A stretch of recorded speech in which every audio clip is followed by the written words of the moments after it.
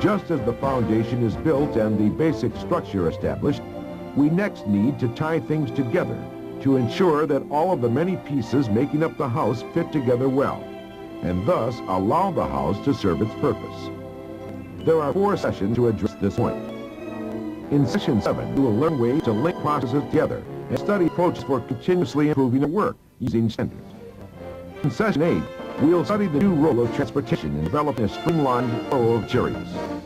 In Session 9, we will evaluate the role of suppliers and think about ways to develop a goal congruence between manufacturers and suppliers. In the final Session 10, we will reach the last and perhaps the most important benefit of running an excellent manufacturing operation, and that is people. How people and techniques are tied together to improve operations continuously. As we discussed before, small lot production offers many benefits to a company's operation. Even if reducing the setup time and making it an everyday event takes some effort, the benefit will more than compensate for it. As we said before, when we practice small lot production on the assembly line, we call this mixed model production or simply mixed production. This is because many different models are assembled on the same line in a mixed fashion every day, every hour, or in some cases, every few minutes. This is an example of mixed production practiced at a Japanese refrigerator manufacturer. As you see, there are big and small models of refrigerators assembled, one after the other, on the same line. Here, at Firelace Manufacturers Incorporated in California, various models are not only mixed over the period of a week, but over the period of a day as well. By practicing mixed production, customer demands can be met more quickly, finished goods inventory kept lower, and a fine-tuning of the product mix made easier. Hence, the risk of overproducing any unnecessary products is reduced. Furthermore, since a variety of parts consumed every day on the assembly line is a fairly steady mix, the upstream processes are able to control production more readily than with traditional mode of production. While mixed production will make the total production activities much smoother, sudden changes in production volume will still have negative impact if they are not managed well. This is why leveling the total production volume becomes important. Because of this trait, it's called level production. This can be practiced in the shipping department, for example, to help level the workload. The material handling business planning team view elimination of waste in their area as a primary responsibility. Since we wanted to know if specific action achieved desired results in that area, we needed to develop a means of measuring volume of activity in the departments. This basically is the tech portion of the PDCA cycle. In the shipping department, those folks selected to use lifts per man-hour as the most appropriate measure of their work. It was certainly a choice that they made because they know their work better than I. This was the chart that they made as a result of that work. This is lifts per man-hour charted for each day. This is for the months of the end of the month of February and the month of March. And you can see that there's a substantial amount of variation in this chart. Excessive variation in the operation usually translates in waste. And in this case, we can see that toward the end of the month is the area of peak activity, and earlier in the months, there's less activity. The question was, how do we go about, in their mind, was how did they go about making that a more uniform distribution of work throughout the month? Shipping people went to the production planning people and said, why do you always ship certain things towards the end of the month? That was one of the major features in this fishbone that they did, try to determine the cause of variation in their department. And building material till the end of the month to ship it was certainly a significant cause. Production planning and shipping worked on an arrangement with several customers that postponed or did not postpone shipping of all material at the end of the month. Instead, it spread out throughout the month. And as a result, looking at the month of April, this again is the end of March, looking at the month of April, we see substantially reduced variation over the month. Here the second week is just about as busy as the last week. The third week is pretty close to busy as the last week. First week slowed down a little bit because of the big shipment at the end of last month. The indication of this, what this means is that through their own thinking and their own application of business planning process in the PDCA cycle, they were able to identify an area of waste in their department and eliminate it. When level production is established, we can expect final assembly to complete the product at a certain interval, such as 1 minute per unit or 1 hour per unit. In fact, the whole factory may start to develop a rhythm corresponding to the final assembly line. Since we do not want to overproduce products, leveled and mixed production make the waste of overproduction more visible and easier to address. This rate of production, or that time between the completion of last product and completion of next product, is called cycle time. In Japan, this is called tact time, reflecting the rhythmical swing of a conductor's baton in an orchestra. As in the case of music played by the orchestra, if we can use this cycle time as a tool to expose problems, we can focus our efforts in those areas and facilitate further improvement. Just as cycle time can function as a yardstick to help us improve our factory, we've learned other tools in previous session that may have a similar function.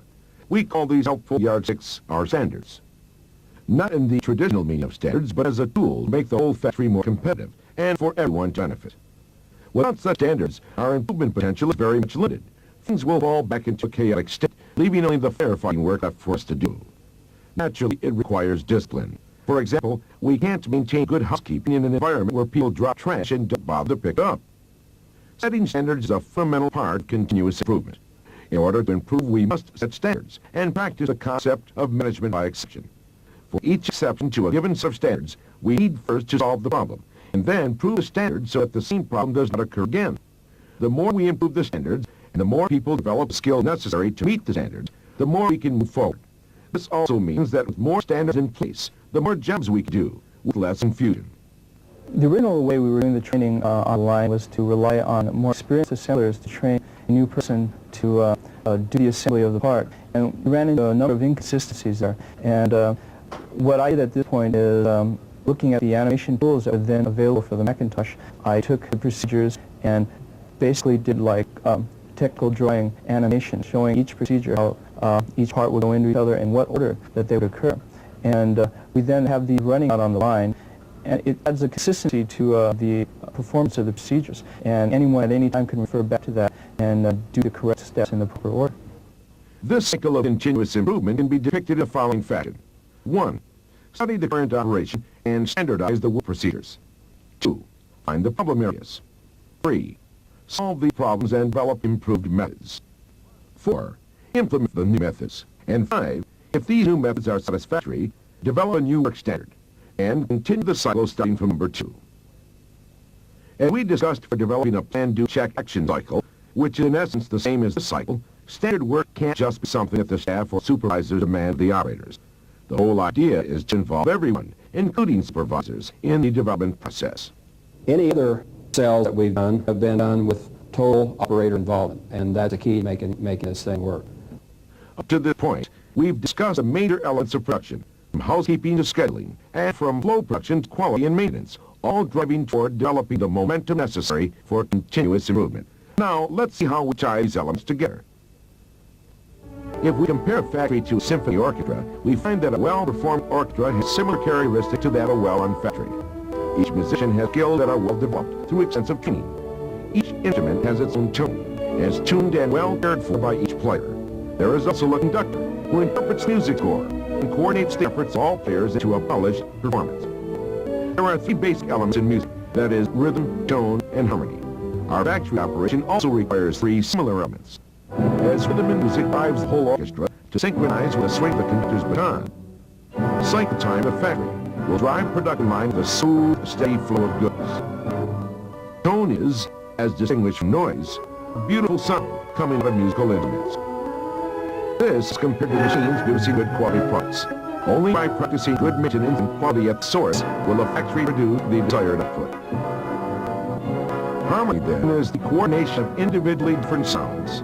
Just as an orchestra cannot perform well if each individual player is concerned only with his or her performance. The coordination of different operations or line balance in the factory is key to its well-integrated performance. The music score for each musician is similar to standard work in the factory. In our factory, standard work is a tool to achieve maximum performance with minimum waste. Only when all these different elements fit together can the whole orchestra produce an outstanding performance with beautiful harmony, tone, and rhythm. No single element should be missing. No single player or instrument should be out of tune or music score missing. In manufacturing as well as in music, the well-coordinated efforts of people and techniques can produce unbelievable results. I'm beginning to understand what you're trying to convey with the orchestra analogy, but regarding a leveled mixed production, are you trying to say that we need to develop a rhythm in manufacturing operations? Yes, and with no big surprises. We would like us to see the operation similar to the performance of an orchestra or the ballet. Better coordination and no waste in performance. Not like an ice hockey game. So everything should fit together, but this will require people's dedication, won't it?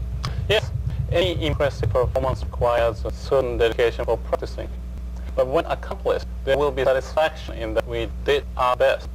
I have a question about the cycle time and standard work. What do you do with the job shop style of manufacturing? A question, but you can still think of things you do repetitively. And practice in such areas, perhaps housekeeping, procedures, using tools, order taking, production planning and control, and so on. There's always some kind of rhythm in any business that we can set standard for and improve upon. I see. Just-in-time production means producing required parts at the required time in the required amount at each step in the production process in the most economical manner. To practice this, processes need to function as if they are connected by invisible conveyors. This requires developing a just-in-time information control system where all necessary information arrives on time at the place where action is to be taken. Kanban, which means display card in Japanese, is one such production control tool. Here is an example of Kanban practiced between machine and assembly operations. What we call a two-bin system or a Kanban system. Basically the way it works is that for every part of the machine in the machine cell, we have set up two bins. What happens is the assembly operator will take parts out of one of the bins, and when that bin is empty, he will hand it back to the machinist. And that operation gives the machinist the signal to make more of that particular part. Now the effect this has is that it links the assembly operation and the machine operation very closely.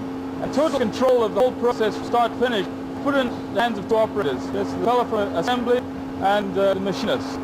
Now when we compare this against the way we did it in the past, is that under the MRP system, all these parts would have ended up in stores, finished inventory. The signal to withdraw more parts would basically be a work order that would come down to the shop. We would have to put material requisition slips through the stores to get material out. There was a lot of handling. Parts came to and from stores and a lot of wasted effort. But this system here, the distance the part travel is only a matter of 20 feet.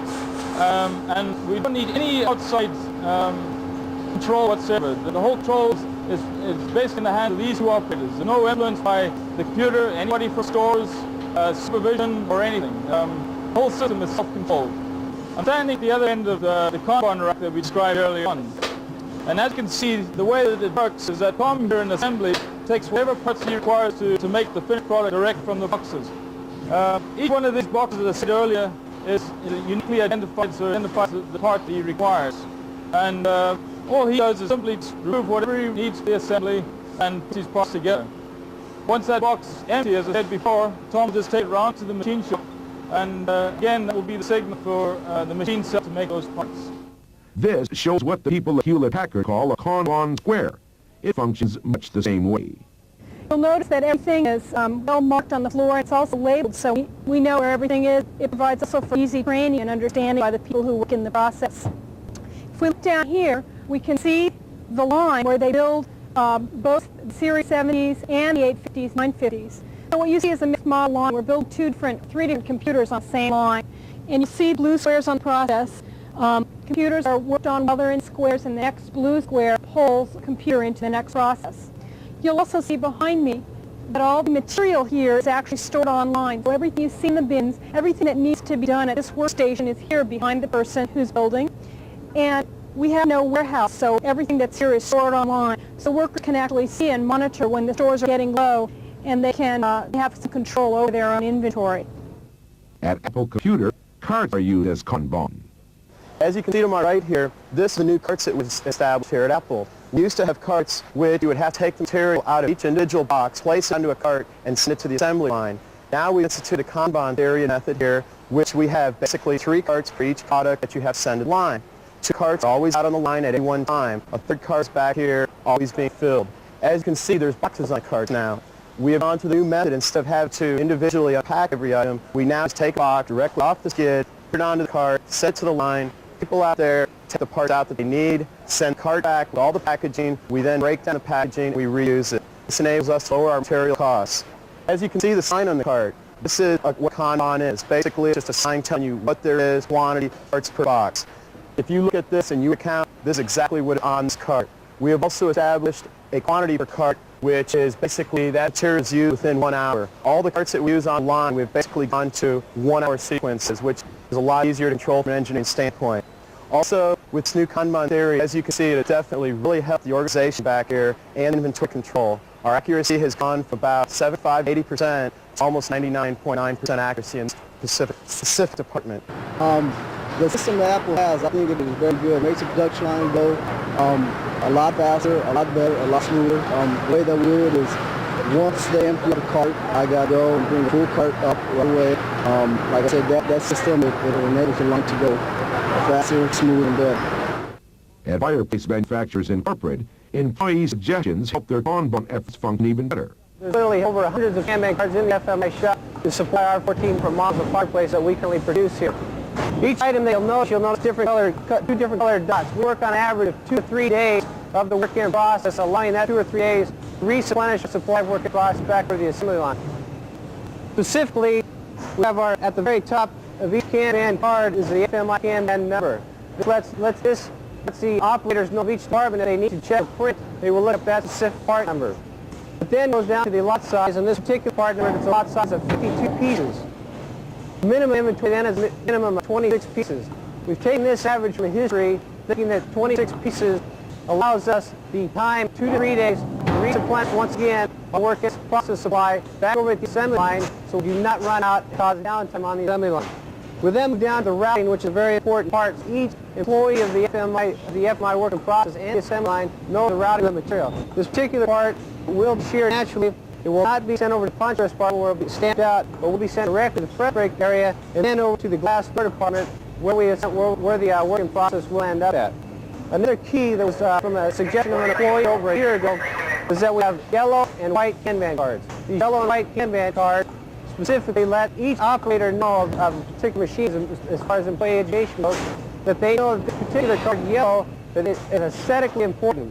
As far as in marks along the face of the material and so on, needs to be absolutely perfect with the tolerances and so on. As a white Kanban card, a mere scratch on the surface of the material is not going to affect the actual part of the aesthetics of the fireplace or the working of the fireplace, the abilities of it, and so on.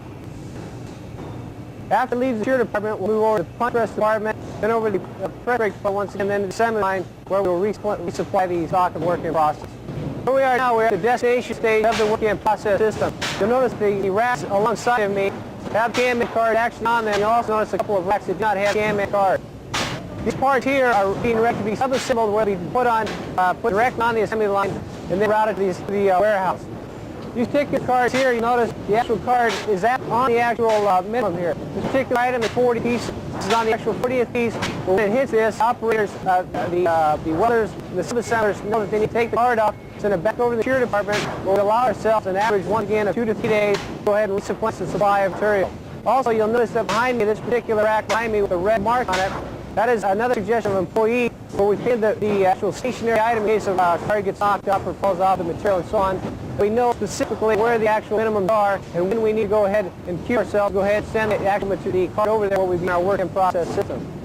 All these particular racks have been dedicated to these specific parts. Also notice the actual labeling of the rack on the specific parts. This once again part of the organization, a very key part of the organization, having a place for everything and everything in its place, and the dedication of the specific parts of the work-in process and Kanban system. At Toyota Auto Body of California, the employees find it easy to practice Kanban. Between our push shop and the assembly welding operation, we use an in-process Kanban. To give you an example of how that works, every container that we fill with parts, we attach a Kanban ticket. In this case, the container will hold 40 pieces. The guys in the press shop will fill the container with that 40 pieces, attach a Kanban ticket, and send it to the welding operation. As the people in the weld shop use those parts, the ticket will come back as the containers are empty. Every hour they're placed on the board. In this case, we hang 1 ticket per hook. In a case like this, we hang 2 tickets. Depends on the size of the parts and the size of the containers. When the tickets come back and they're put on the hooks, when they come up to the end, the press shop knows that they have to begin to manufacture those parts. Nobody tells the press shop what to do. It's just a continuous flow. As the tickets come back, the press people will start to manufacture those parts. Also, by looking at the Kanban board, we can see that in this case, very quickly they will begin to run. In this case, also, very soon will start production. In this case, either the parts were just made or getting ready to be made. So visual control is very good. We can walk by and look at the Kanban board, and we can tell where inventory status is. So the Kanban system has many benefits for us. It's very simple, very easy to control. Our final comment regarding Kanban is from the production manager at Flowjet Corporation. 6 months ago, we started the PIT Kanban system in our shop. The other day, I was walking through the departments, and to my surprise, I noticed some different racks in our shop. And these were the racks, Kanban racks. The supervisor took his spare time and made a sign at his house, as noticed right here. And that was a very nice surprise for us, and what can I say, Kanban works. One thing interesting to note here is that the Kanban concept was developed by Taiichi Ono from Toyota in the 1940s after learning about the American supermarket system. This is a pull system. As goods are pulled according to the need of the customer, we replenish them. Since we discussed the concept of the next process in your customer, we can apply this concept of a pull system all the way back through all production phases to the purchase of the raw material. Sort of like a chain reaction taking place when the customer initiates the first pull. I see there are variations of Kanban, but is Kanban everything we need to know? Not necessarily. The idea is synchronized production or flow production, where everything fits together. You can use different tools. For example, using an electronic means of conveying production or inventory information may be an idea. But simplicity is something we must not forget. How do you determine the quantity on Kanban? Well, there's a formula, but first I might recommend using your judgment to set a quantity that you feel comfortable with. Then reduce the inventory, as we discussed before, by reducing the quantity on Kanban. Then expose the problems and solve those problems and keep working on it. Yes, you're right. In a job, what may be a good tool? Well, in a job shop or any business where demand swings are big, Kanban may not be the ideal. But putting up a simple and visible board or improving the flow in the shop by rearranging the machines would be a great help. I see. Several years ago, we implemented a computer program to try to manage our inventory, actually to implement full manufacturing resource planning. And I'm sorry to say that has not been real successful. A lot of consulting companies came to us, and of course the computer manufacturers, and told us this would be the answer to everything.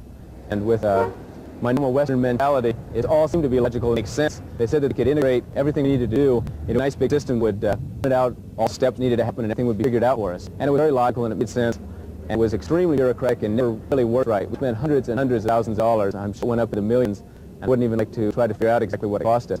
But the final result was just more and more bureaucracy, more paperwork. It wasn't simple. What we're finding now is that we can cut out all of that in our day-to-day motions. And the most important question to ask is, how can we do something more simply? How can we cut out time that we spend? How can we cut out work? And we have to keep asking that question again and again and again. And we have something nice and solved. We have to go back to again ask the question, how can we simplify it farther and farther and farther? Now the computer is still necessary, but what we're finding is it's important to have the computer do the things that are important to do. What we were doing before was we were making a system that we had very efficient. So we were making waste very efficient with the computer. Now what we're doing is addressing what really needs to get done and then using the computer system where it really makes sense, which is like in our raw material planning. That's a very important place for the computer to assist us. But we don't need the computer to be generating paperwork, stacks that thick, tell us what to do all the time.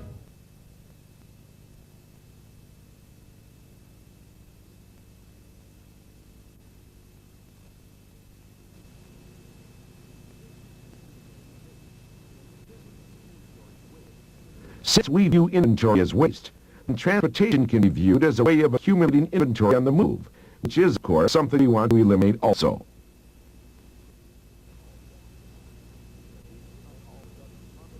If we can tie all production processes with an invisible conveyor, producing one piece at a time and transporting one piece at a time, we have the ideal flow production system. Here, transportation is represented by valves connecting separate pools of inventory in the manufacturing process. If pressure builds up for too long before the valve is opened, the discharge of inventory is similar to a discharge of water from a dam.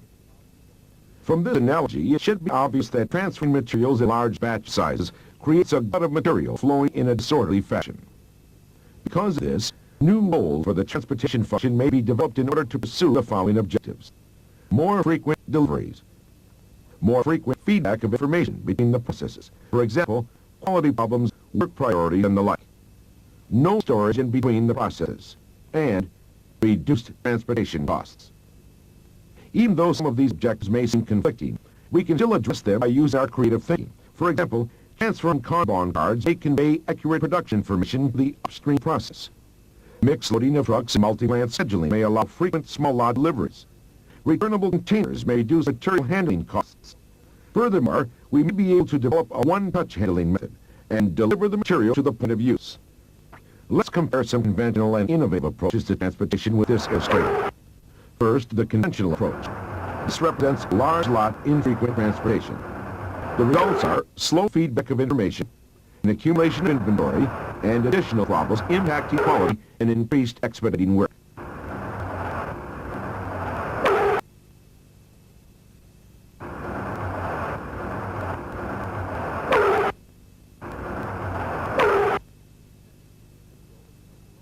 Next, show the mixed loading arrangement. Parts are delivered more frequently, inventory levels are lower, and the entire situation is much more streamlined. The transportation route is similar to a bread truck route in that the truck begins empty from our plant here and runs a fixed loop at a fixed time, stopping numerous vendors and returning to the plant full. The loops obviously vary in the length of time that the truck is on loop, the frequency of pickups, and also the number of trucks that are on the route at any one time. The result was a savings of 1/3 to 1/4 over previous transportation costs.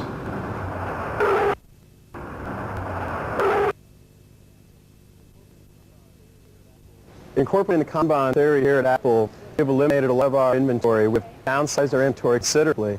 Also, we have now utilized a truck instead of rack, which is warehousing material in-house. We now warehouse it in a trailer on the lot, and it's utilized as we need.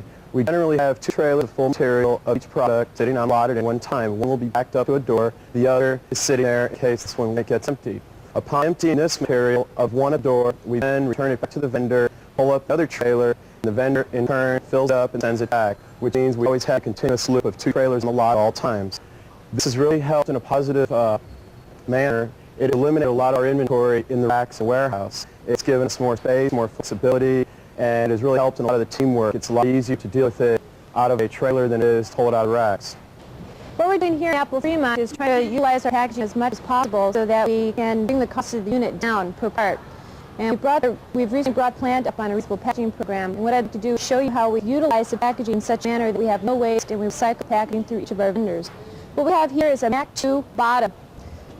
And what you see here is a piece of sheet metal in a piece of plastic. And the packaging starts at the sheet metal supplier, and the sheet metal supplier stamps out this piece of sheet metal here. They will put this sheet metal in this box with partitions. You'll see that 4 tops are in this box. The metal supplier puts 4 of the sheet metal parts in the box, ships it to our plastic supplier, molds this injection mold plastic. They stake sheet metal into plastic, do prep work such as pad printing, logo, and they put it back in the same box with the same partitions, ship it to Apple.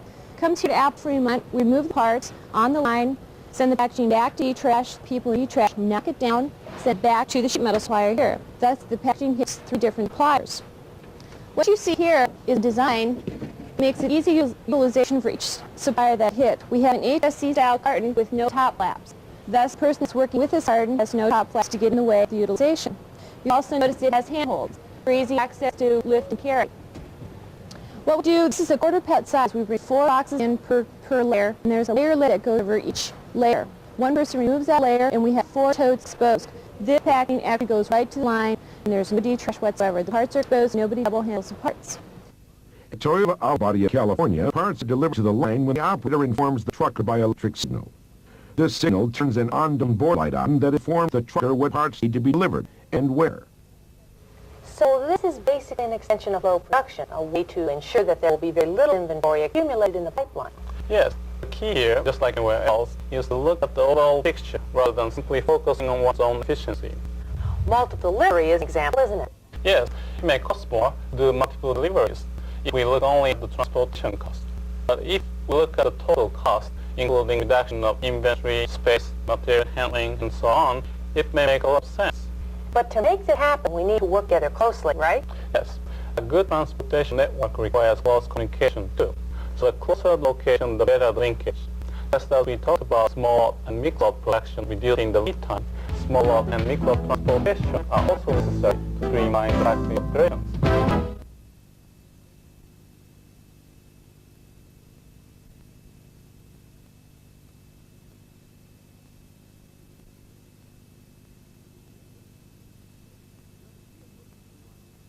Just as we have looked at streamlining the flow of production by tying different processes together rather than focusing on individual efforts, a manufacturer's relationships with suppliers should be viewed with total manufacturing system in mind, rather than by concentrating on individual company practice. This is especially true when we recognize that competition is not simply a matter of one company trying to dominate over the others in an industry. Rather, it is often a matter of one group of companies functioning as an integrated system, competing with another group of companies. To be competitive in today's first business environment, we need to develop more proactive relationships to complement the resources of manufacturers and suppliers. These then should impact all areas of quality, cost, and delivery. In the area of quality, the concept of quality at source must be practiced. In the area of cost, cross-visitation and joint study teams may be considered for sharing productivity improvement techniques. In the area of delivery, closer supplier location and mixed loading arrangements should be carefully examined. About 3 years ago, we started a team of purchasing buyers, quality engineers, and metallurgical engineers, developed a team to survey each vendor in statistical process control. We began with a training phase. A lot of our suppliers were new at it and did not have the proper training in SPC. So we offered through the management of this company to train our supplier people, and we've trained hundreds over the years in statistical process control. After this phase, we went into the survey phase of visiting our suppliers, going through their plants, checking their quality and all of their phases of SPC to discover where they were at that particular point. And then as time went on and other visits were made, certifications of certain vendors were made and a plaque was awarded. This has resulted in an average reduction on percent of shipments received to rejected being 6% 3 years ago. Now the average is approximately 3.5%. And I'll give you an example of what one supplier told me. He said, at first, I was a little upset because everybody was telling me that quality was free, it wasn't costing me any more money, and in fact it was costing me more money. And then he said, I'm sure glad that you forced me into this because it made me a better company. I've actually obtained more business, and today I'm much less scrap and cost in my company, and I really believe that quality is free. It is at first, but eventually it turns out to be much better. And he thanked me for forcing him into something he should have done in the first place. This cooperation with suppliers should be carried out at a shop floor level too. What you see here is frames that delivered to us from a vendor. It used to be we had about 5 different suppliers building parts for us, and now what we've done is reduced our supplier base to just one supplier, and this supplier is local within a 15-minute drive from our location. This allows us to work very closely with that supplier, and what we've done is set up really a JIT replenishment system for our factory. Every day at the end of the day we call and tell him how many frames we need for the next day, and that allows us to reduce our inventory that we're holding here, and also helps us with any quality problems. Check on very small lot the quality of the supplier when it comes in. It also used to be this area was about 5 times as big as it is today. In fact, we were forced to have a warehouse for our frames because they were so big and we couldn't fit them on the production floor. But now what you see here is all that we have stored as far as frames, and are delivered on a daily basis. In addition, we're able to work with our vendors to really work on design problems so that we can improve our design and help it fit into their process better. Thus, the traditional arm's-length relationship based primarily on price is changing. Manufacturers should view their suppliers as an extension of their own factory. Development of a few number yet more reliable supplier base becomes a natural consequence of these efforts.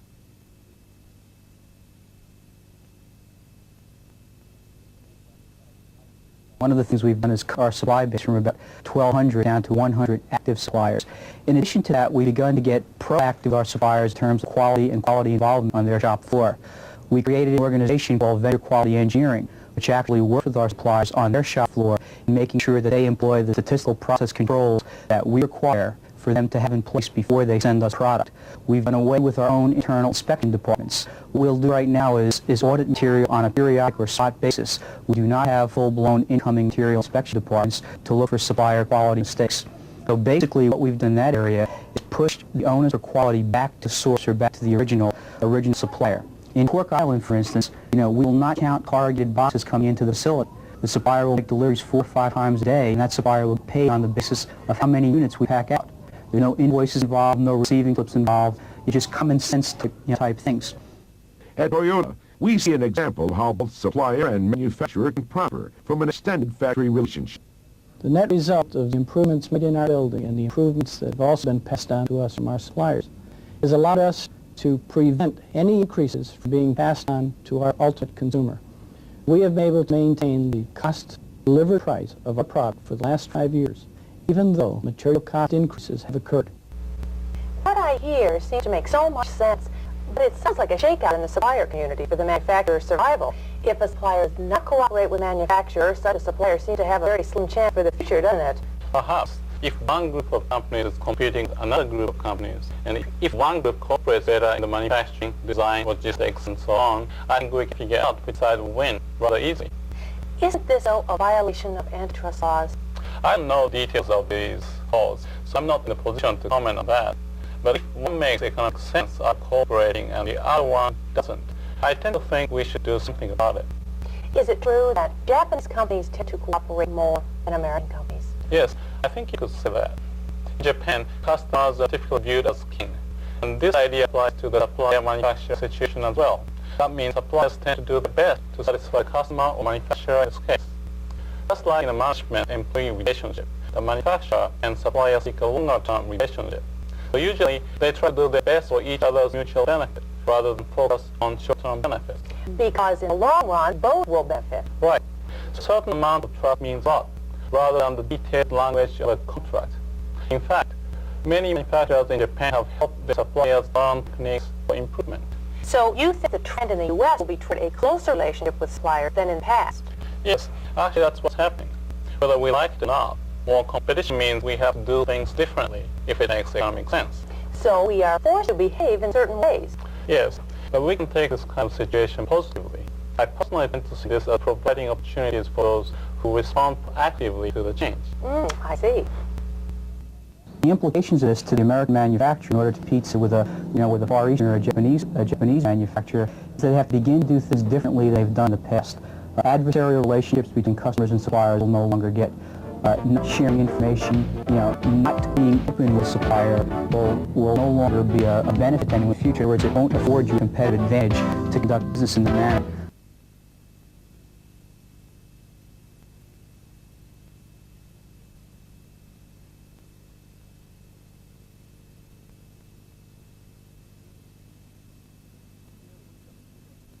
We have been studying the techniques for continuous improvement, and it's become obvious that these techniques are all interrelated to making our factory competitive. But also should have become obvious that the most important ingredient behind any of these techniques is people. Everybody must be a significant contributor to the progress. Techniques or systems may make it possible, but only people can make it happen. Because without people, you can't accomplish anything. And we've been doing a lot in the way of training people, involving people, developing teams, educating people, increasing knowledge levels. And it's not just people that report to us, it's ourselves. Rather than having overburdened management and staff, what we want is a situation where people are in many ways self-controlled. Management skills and problem-solving skills should not be monopolized by a selected group of people. For this to develop, we want to introduce techniques which everybody can understand and practice, and to provide an environment where common sense can play a key role. Top management should then focus on eliminating barriers within the organization and encourage everyone to serve both their internal and external customers. By applying user-friendly techniques, we can eliminate barriers which block communication, coordination, and cooperation. As we have seen, inventory on the shop floor, as well as paper inventory in the office, may be a target ripe for elimination. Certainly, the change may be painful, especially for those who cling to the past. Some may be concerned about losing control and creating chaos in the process of delegating responsibility. Yet, only by expanding everyone's skills and developing the flexibility to change can we move forward. So the results are really very significant. We've had a lot of progress. We're not really good enough. We're continuing. It's not time to sit back and say we haven't made, nor is it time for American industry to sit back and say we can't compete. Can compete. It's an ongoing need to compete, and capabilities are there. With good manufacturing processes continually improved, with good supplier processes continually improved, there's absolutely no reason why this country can't be a leading manufacturing competitor in the world. In order to encourage the necessary changes, managers and supervisors must provide guidance, along with the means to educate and train their employees. Acerca del sistema del bien y la tarjeta te señala toda la información que necesitas tú saber these ideas help us to improve most of the problems that we have. As you know, At Berg Warner Automotive, for example, each unit of the organization is developing its own mission statements. People study who the customers and vendors are, then develop a plan of action for accomplishing their departmental goals. We're trying to create a consistency of purposes that's going to acknowledge to everyone that this is what we're about, and this is how we're going to go about it, and that will be in the business plan. Okay, so for the mission statement, we're just trying to create a consistency of purpose and understanding and awareness of everybody having a chance to get involved and find out, include in our mission statement what they think we should be doing. The role of frontline supervisor is especially important since they are closest to where the action is, as well as where most of the improvements are made. In many ways, they should be considered the president of their work area, as they have the most detailed knowledge of what actually goes on there.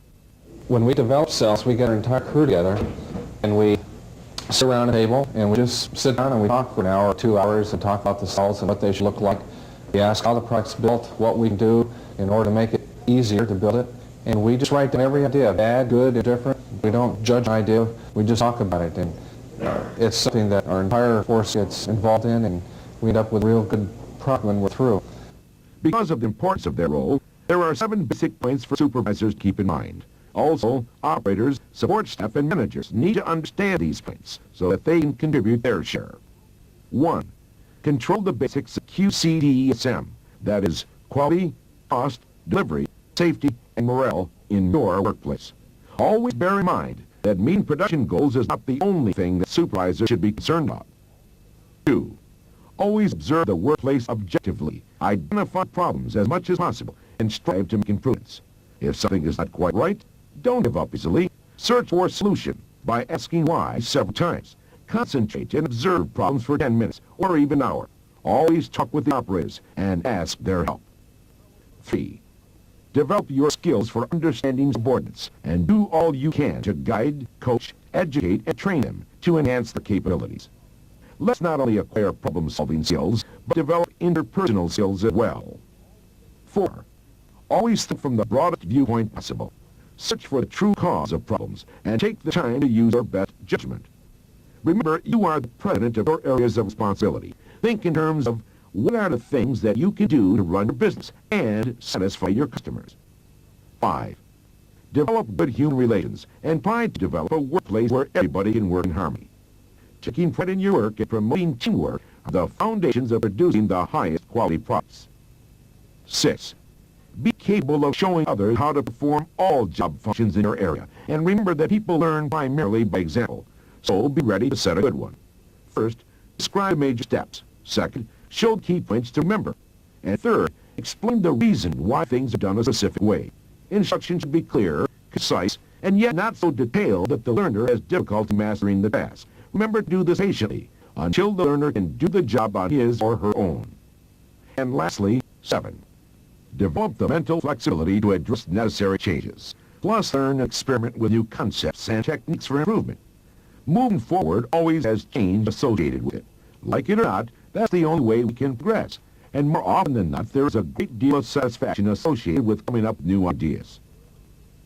While the role of supervision is important for accomplishing all of these points, people in the work area should be free to help improve the situation as well. They should be encouraged to voice their concerns with supervisors and managers and try to learn more skills. After all, improving one's skills is the surest way to secure one's job, as well as improve the company's competitive position in the industry. When we practice this, managers and supervisors are often surprised to find that their people can play a much more substantial role. The process takes time and patience, however, and success will depend on the level of commitment by both management and the people within the organization. Here are some examples of how companies are getting people to be more involved and take more initiative. Using the plan, do, check, action cycle and going through that step, we were able to develop business planning. First of all, doing the check part, we looked at the history and seen what we were not accomplishing in achieving self-imposed goals. We looked at a mission statement and developed those mission elements that we felt were important to our operation. Of course, we had to look at customers. We'd look at both external customers as well as internal customers. And we developed customer relationships so that we could determine how those fit together with our mission statement. This allowed us as a manufacturing organization to take it down into each of the functions in manufacturing so that each member could do business planning for his group. they were able to do mission statements and customer relationships in their organization. This allowed us to have the vision and to take our organization and pass on that vision to each of the members in our organization. This, of course, resulted in different people progressing at different rates. Many times through the process, personally, I questioned whether we were making the progress that I wanted to achieve. At various times, I would remember the statement concerning the stone cutter, and I realized that it was not any single item that made the accomplishment, but it was the continuous process of working and seeing that we were making progress that was continuous progress. It was looking like a sawtooth, sometimes making great achievements of increase, but other times slight decreases, but continuous in an upward fashion. I've seen many of our members helping each other in that progress, where one person had a stumbling block, another person could show how he made progress by achieving progress in his area and overcoming those stumbling blocks. Of course, what we want to be able to do is to take this progress in the future in our organization. And looking into the future, we see moving into cross-functional team relationships will allow an interrelationship among all departments. Seeing how each of those need help from each other to achieve the critical success factors that we have established for our organization is important. This helps us to make that continuous progress. I think one of the key points to our success has been that we're able to work with our teamwork environment. We're able to get a team of people, a cross-functional team, such that we have production people working with engineers, working with production planners and schedulers, all together to be able to implement, say, a just-in-time process. And what we need to do to achieve our objectives here is to have a common goal for everybody buying to and agree, such as reduce cycle time or improve our inventory levels. And once we have those common goals described, we can go ahead and develop strategies to achieve those goals. One of them may be to implement just-in-time as we've done in this factory. At that point in time, everybody can work on their part of the implementation plan to achieve that common objective.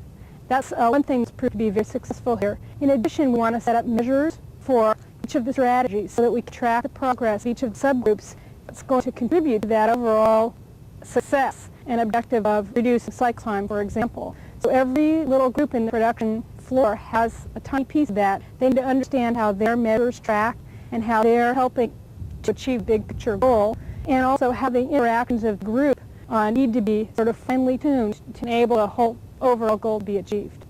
Having looked at all this, the last thing we must recognize is that it's not enough to grasp an idea intellectually if our hearts are not into practicing it with determination and perseverance. For this reason, we need to think about the following 7 points on developing a favorable culture for continuous improvement.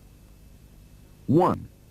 Challenging conventional beliefs, for without challenge, there can be no progress. 2. Bias for experimentation. Only by actually trying new ideas will various problems become known. 3. Tolerate failure. Improvement requires a great deal of patience. 4. Trust. Improvement can never be tied to layoffs. We basically guarantee in our facility that no one will be laid off for any productivity improvement. 5. Teamwork. Total optimization rather than local optimization. 6. Flexibility. Rigid structures limit progress. We think it would be better if that supplier co-located with us right on our shop floor. And we will get around the peculiar obstacles that are usually attendant to that, like insurances and compensations and things of that nature. Those things can be worked out through common sense, and those are the things we've been looking at over the last couple of years that enable us to do things a little bit differently in our company. And last but not least, discipline. We must establish and stick to our standards. Well, we are almost the end of our program, and we are discussing people-related issues, which I think are the most difficult and yet maybe the most important issues. What's your opinion, Keel? I think so. No matter how modern the equipment is and advanced technologies are, those are of little value if we do not have the capability to use them. We talked about the 7 waste at the beginning of this program, and we added the 8th waste of not utilizing people's potential talent. Perhaps the largest waste we have in the factory is this waste. Well, then how do you eliminate this waste not using people's potential talent? By education and management appropriate leadership so that people's capabilities are upgraded. And we need to have motivation. Yes, I think competitive forces are the one big factor to help us get motivated. This, I assume, is for survival. Sure. and also because of optimistic thinking and challenging spirit that says we won't give up easily, even after many defeats. What about the process of people involvement? In general, the people involvement process starts with managers providing tools or techniques so people can practice them. Then provide a supportive environment so that people are encouraged to use these tools or techniques. And once progress is made, the next step is to provide a means to share the result. This is not only to give recognition to those who made the progress, but also to share ideas with other people so that they can also benefit from the achievement. And when this is done, then we can go back to provide more tools or techniques, or to expand into other areas to keep this cycle going. So going through the cycle of plan, do, check, action is an example of doing this, isn't it? That's right. Even though it is not necessarily an easy process to develop the cycle because of our mindset and the way we did our business, but with commitment, you may eventually find part of people and be amazed by it. For example, I remember a manager who was a few years from retirement said to me that, I wish I knew this 15 years ago. Now I have only a few years left before retirement to practice all of these great ideas. And what a difference it might have made. Thank you, Dio. Somehow I think we're not finished yet. We've only just begun. Just kind of reached the tip of the iceberg, because people is the very important part of our business. And without people, you're just not going to improve. Improvements are in a way like inventions. If we are motivated and persistent enough to believe that we can accomplish something, then we will realize our dream. History has proven this over and over. It is a challenge to established structures, assumptions, old systems, and habits. It is having an imagination for the future and optimistic thinking that will keep us moving forward. In the 1920s, Henry Ford said, "Thinking always ahead, thinking always of trying to do more, brings a state of mind in which nothing is impossible. The moment one gets into the expert state of mind, a great number of things become impossible." In the 1970s, Eiichi Ono said, "By actually trying, various problems became known. As such problems became gradually clearer, they taught me the direction of the next move." As these words describe, it is the humbleness and challenging spirit of all the people which helped us to move forward. We must never stop questioning, never stop challenging, and we should develop an attitude for continuous improvement and act upon it. The beauty of it is that manufacturing is the most exciting part of the operation. You've got to worry about suppliers, you've got to worry about customers, you have to worry about automation, you have to worry about people. Manufacturing always, until the end of time, regardless of the degree of automation and artificial intelligence advances, will be a people-oriented business.